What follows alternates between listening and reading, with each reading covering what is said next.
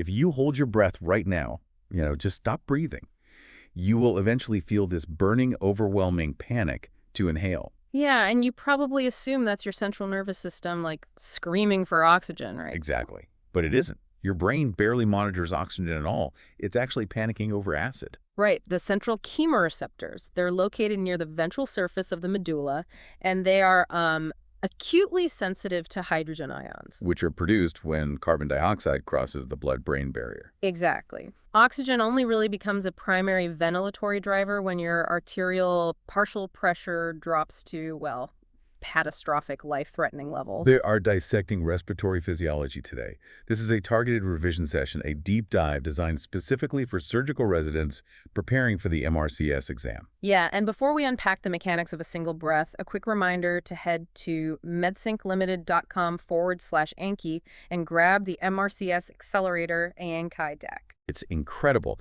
It has over 2,400 questions across 23 themes, including 15 subspecialties to help you recall these commonly tested facts efficiently. Definitely. And while you're there, be sure to check out medsynclimited.com for their surgical simulation kit. It includes a suturing kit, microsurgery instruments, and more. Right. It is essential for your practical preparation. And, if you learned something today, press follow on this show and rate it so we can keep producing these high-yield revision deep dives. Absolutely. So, should we get straight into the mechanical pump? Let's do it. So the intrathoracic cavity operates entirely on negative pressure gradients. At functional residual capacity, so the resting volume of the lungs' intrapleural pressure sits around -4 to -9 centimeters of water. Right, and this negative vacuum exists because of two opposing physical forces. The elastic recoil of the lung tissue constantly wants to, like, pull inward and collapse. While the structural recoil of the chest wall constantly springs outward. Yeah, and the sealed pleural space between them prevents separation, which generates this continuous subatmospheric pressure. So when the diaphragm contracts during inspiration, it drops the floor of the thoracic cavity. Which increases thoracic volume, and that drops the intrapleural pressure even further, according to Boyle's law. Right, which pulls air from the atmosphere into the respiratory tract. Exactly. And during forceful inspiration, recruiting accessory muscles like the sternocleidomastoid and scalenes, that can drive the intrapleural pressure down to -30 centimeters of water. Wow, -30. That's a huge shift. It really is. It generates a massive pressure gradient that can pull in up to, well, 3 liters of air. But bringing air into the terminal alveolar sacs introduces this fundamental biophysical problem dictated by Laplace's law, right? Yes, the alveoli are lined with an aqueous layer to facilitate gas exchange. And at any air-water interface, the water molecules exert a really strong intermolecular attractive force on each other. Which creates surface tension.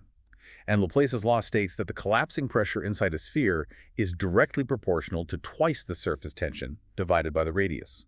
Mathematically, this means smaller alveoli naturally generate a much higher collapsing pressure than larger ones. Which is a huge paradox. Like, if the lungs are lined with fluid, shouldn't the surface tension of the water cause them to just snap shut like a wet plastic bag? Well, yeah, if the surface tension were uniform throughout the lung, air would continuously empty from the smaller, high-pressure alveoli into the larger, low-pressure ones. Leading to massive atelectasis, right? Yeah. Widespread alveolar collapse. Exactly. So we require a mechanism to dynamically alter surface tension based on alveolar size. Enter surfactant. Right. Type 2 pneumocytes secrete pulmonary surfactant. It's this complex mixture of lipids and proteins, primarily D-palmitoyl phosphatidylcholine, or DPPC. DPPC. And these amphipathic phospholipid molecules, they intersperse between the water molecules of the alveolar surface, right? Yeah, they physically reduce the intermolecular attractive forces, but the critical mechanical advantage of surfactant is its dynamic concentration. Meaning what, exactly? Well, as an alveolus decreases in radius during expiration, the surfactant molecules are compressed closer together. Oh, I see. So that dramatically increases their concentration at the interface. Precisely, which lowers the surface tension proportionally. By decreasing surface tension exactly as the radius decreases, surfactant basically neutralizes Laplace's law. Stabilizing alveolar pressures across the entire lung and preventing collapse. Yeah. That is brilliant. It is, and this dynamic surface tension is the primary reason for pulmonary hysteresis. Right, the phenomenon where the compliance curve of the lung differs during inspiration versus expiration. Yeah, the inspiratory limb requires significantly higher transpulmonary pressure to recruit collapsed alveoli. You have to overcome that initial tightly packed surface tension. Compared to the pressure required to just maintain volume during the expiratory limb. Exactly, but establishing this driving pressure is only the first hurdle, right? The airflow must then navigate airway resistance. Right, the anatomical plumbing. And Quazosi's equation demonstrates that resistance to laminar flow is inversely proportional to the fourth power of the radius. Meaning if you have the radius of a tube, you increase its resistance 16-fold. So intuitively, you would expect the microscopic terminal bronchioles to generate the highest resistance in the respiratory tract. You would, but the physiological paradox is that the terminal bronchioles contribute almost zero to total airway resistance. Wait, really? Almost zero? Yeah, the peak resistance actually occurs much higher up, in the medium-sized bronchi, generations 2 through 5. I like to compare airway resistance to road traffic. It seems counterintuitive that tiny airways have low resistance, but it's like a traffic bottleneck, right? That's a good way to look at it. The medium bronchi are like a busy two-lane road, so high resistance. But while individual terminal bronchioles are microscopic, the trachebronchial tree branches dichotomously. Right, so by the time the air reaches the terminal bronchioles, there are millions of airways operating in parallel. Like a massive multi-lane toll plaza. The total cross-sectional area expands exponentially. Exactly. It functions like a fast-moving river suddenly emptying into a vast, shallow lake. The forward velocity of the air drops precipitously. Shifting from transitional flow to purely laminar low-velocity flow and dropping the overall frictional resistance to a fraction of a centimeter of water. Right. But then we also have to account for the ventilation that never participates in gas exchange. Anatomical dead space. This consists of the conducting zones, the trachea, bronchi, and non-respiratory bronchioles. And to measure this clinically, we use Fowler's nitrogen washout method. How does that work in practice? So the patient takes a single maximum inspiration of 100% pure oxygen, then exhales slowly while a rapid nitrogen analyzer continuously measures the exhaled gas. So the first gas exhaled contains zero nitrogen because it is just pure oxygen sitting in the conducting airways that never reach the alveoli. Exactly. This represents the anatomical dead space. As exhalation continues, alveolar gas begins to mix with the dead space gas, causing a rapid rise in nitrogen concentration. And plotting this curve allows us to accurately calculate the volume of the conducting pathways, which is typically around 150 milliliters in an adult. Right. But wasted ventilation isn't limited to anatomy. Physiological dead space includes anatomical dead space plus any alveolar dead space. Which are alveoli that are fully ventilated but completely unperfused by the pulmonary circulation. Exactly. We calculate physiological dead space using the Bohr equation, which relies on the principle that the carbon dioxide exhaled comes exclusively from actively perfused alveoli. Because atmospheric air and anatomical dead space contain negligible CO2. Yeah. Therefore, by measuring the partial pressure of CO2 in the arterial blood and comparing it to the mixed expired CO2, we determine the proportion of the tidal volume that did not participate in gas exchange. So an increased physiological dead space heavily indicates a ventilation perfusion, or VQ, mismatch, like a pulmonary embolism blocking capillary flow. Precisely. Let's analyze VQ mismatch in a healthy upright lung. Gravity exerts a hydrostatic pressure gradient on the pulmonary circulation. Because blood is a heavy fluid, so perfusion is significantly higher at the gravity-dependent base of the lung compared to the apex. Yeah, and gravity also affects ventilation, but to a lesser degree. The physical weight of the lung pulls downward, creating a more negative intrapleural pressure at the apex. This negative pressure pulls the apical alveoli open, keeping them relatively inflated even at functional residual capacity. Right. Because they are already stretched, their compliance is low, meaning they receive less fresh tidal volume during a normal breath compared to the compressed, highly compliant alveoli at the base. So both ventilation and perfusion are highest at the base, but the gradient for perfusion is much steeper. Consequently, the VQ ratio varies drastically. At the apex, ventilation vastly exceeds perfusion, resulting in a VQ ratio of around 3. And at the base, perfusion exceeds ventilation, dropping the VQ ratio to approximately 0.6. Yeah. Now, once the gas reaches a perfused alveolar or capillary membrane, oxygen diffusion occurs rapidly. However, oxygen has a very low solubility coefficient in plasma. Relying on dissolved oxygen would provide only about 0.3 milliliters of oxygen per 100 milliliters of blood. Which is a tiny fraction of the metabolic requirement. Transport requires the allosteric protein, Hemoglobin. Hemoglobin is a tetramer with 4 heme groups, each capable of binding an oxygen molecule. It exhibits cooperative binding, right? Exactly. Right, and an increase in any of these factors stabilizes the T state of hemoglobin, decreasing its affinity for oxygen and forcing a rightward shift of the dissociation curve. Which means it drops oxygen exactly where the working muscles are hot and acidic.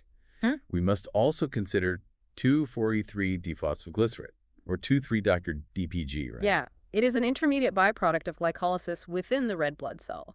When a patient experiences chronic hypoxemia like at high altitude or with chronic lung disease, the red blood cells upregulate production of 2,4,3-DPG. And this molecule physically binds to the beta chains of deoxygenated hemoglobin, locking it in the tense state. Ensuring that more oxygen is offloaded to the hypoxic tissues. Now, carbon dioxide requires an entirely different transport paradigm, right?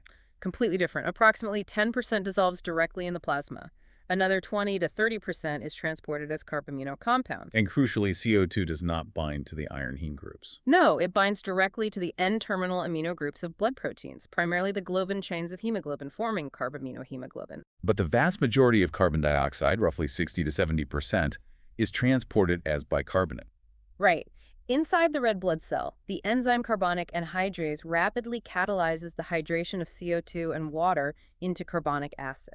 Which spontaneously dissociates into hydrogen ions and bicarbonate. And to prevent the accumulation of intracellular bicarbonate from halting this reaction, the bicarbonate is actively pumped out of the cell into the plasma in exchange for a chloride ion.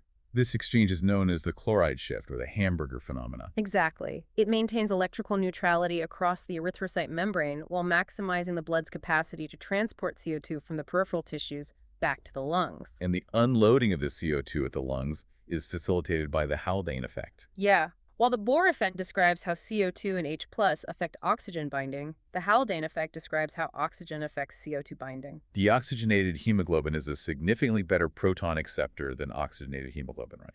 Right. By buffering the hydrogen ions created during bicarbonate formation, deoxygenated hemoglobin drives the carbonic anhydrase reaction forward, massively increasing the blood's capacity to carry carbon dioxide. It's just a beautiful chemical ballet. Right. But if this is all happening locally at the tissue level, how does the rest of the body know when to speed up the breathing rate? Well, this complex peripheral biochemistry is regulated systemically by the respiratory centers in the brainstem. The medulla oblongata houses the primary rhythm generators. So the dorsal respiratory group, or DRG, controls the basic rhythm of inspiration by sending signals via the phrenic nerve to the diaphragm. And the ventral respiratory group, or VRG, remains largely inactive during quiet respiration, but it fires to recruit accessory muscles during forced inspiration and active expiration. And the pontine respiratory group sits above the medulla and modulates this rhythm. Right.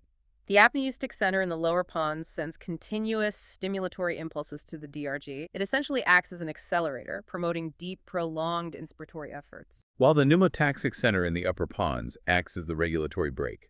It sends inhibitory signals to the apneusistic center, Effectively switching off the inspiratory ramp to limit tidal volume and consequently increase the respiratory rate. These brainstem centers modulate minute ventilation based on feedback from chemoreceptors.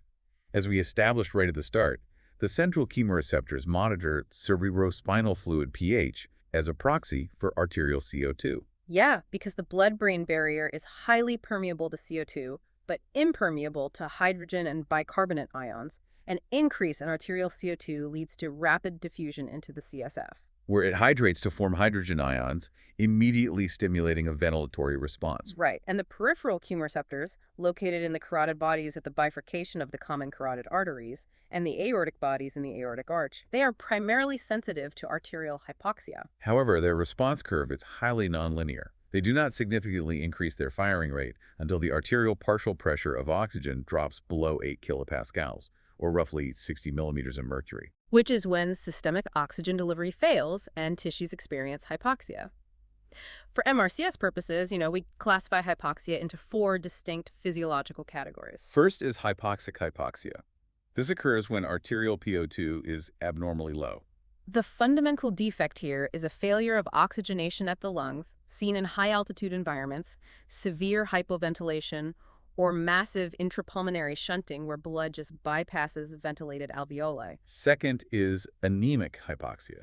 This presents with a completely normal arterial PO2, but a severely reduced oxygen carrying capacity, Yeah, the lungs are functioning, but there is insufficient functional hemoglobin to transport the oxygen. This occurs in severe hemorrhage, anemia, or carbon monoxide poisoning. where CO competitively binds to hemoglobin with an affinity like 200 times greater than oxygen, right? Right, preventing O2 binding and shifting the curve to the left, which halts tissue offloading. Third is stagnant, or ischemic hypoxia. This occurs when arterial PO2 and hemoglobin concentration are normal, but tissue perfusion is inadequate. The oxygen is present in the blood, but a reduced cardiac output, such as in congestive heart failure or local vascular occlusion, prevents it from reaching the target tissues fast enough to meet metabolic demands. And fourth is histotoxic hypoxia. This is a failure of cellular utilization. Delivery and perfusion are optimal, but the tissues are poisoned. The classic toxicological example is cyanide poisoning. Cyanide binds irreversibly to cytochrome oxidase complex 4 in the mitochondrial electron transport chain. This entirely halts oxidative phosphorylation.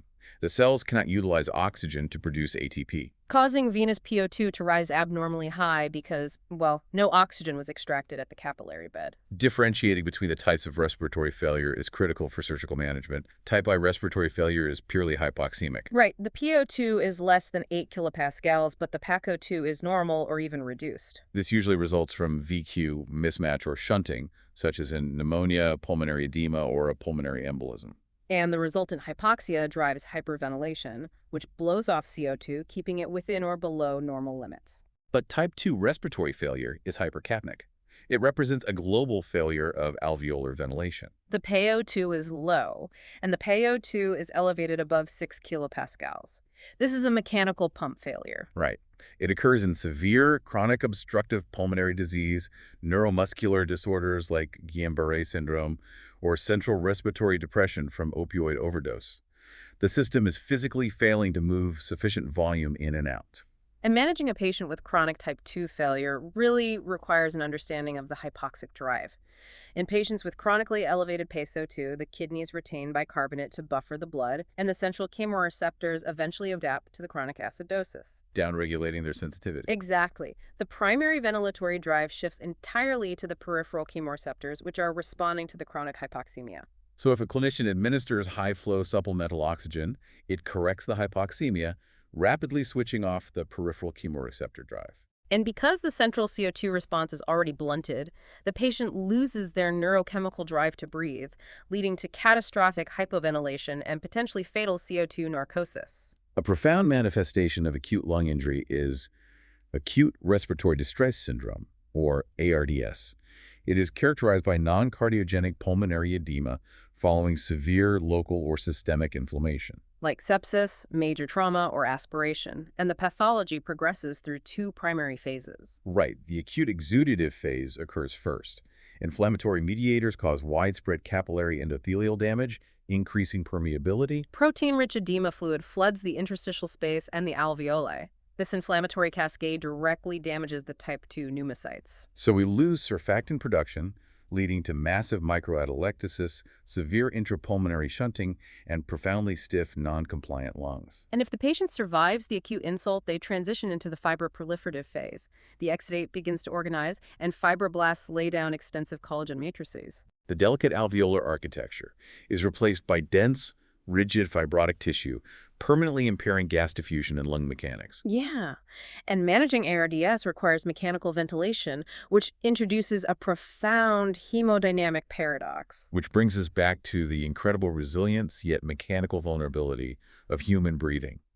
As we established, spontaneous mammalian ventilation evolved entirely around negative intrathoracic pressure. But when we intubate a patient and initiate intermittent positive pressure ventilation, or IPPV, we essentially reverse the physics of the chest cavity. We are forcing air into the lungs under positive pressure. But the heart and major vessels sit directly within this pressurized cavity. And the superior and inferior vena cava operate on very low pressures. When we apply positive intrathoracic pressure, we physically compress these great vessels. This compression rapidly decreases venous return to the right atrium. A drop in right ventricular preload leads directly to a drop in left ventricular cardiac output. According to the Frank-Starling mechanism? Right, ultimately causing systemic hypotension.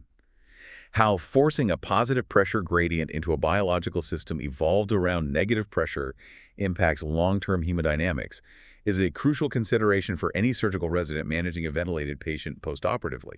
We are essentially saving the respiratory pump at the direct expense of the cardiovascular pump. It's fascinating. It really is. Understanding the precise balance of aerial resistance, surfactant chemistry, and brainstem neurology allows us to predict and mitigate these downstream consequences. Absolutely. So for you listening, let us know your thoughts on this hemodynamic paradox.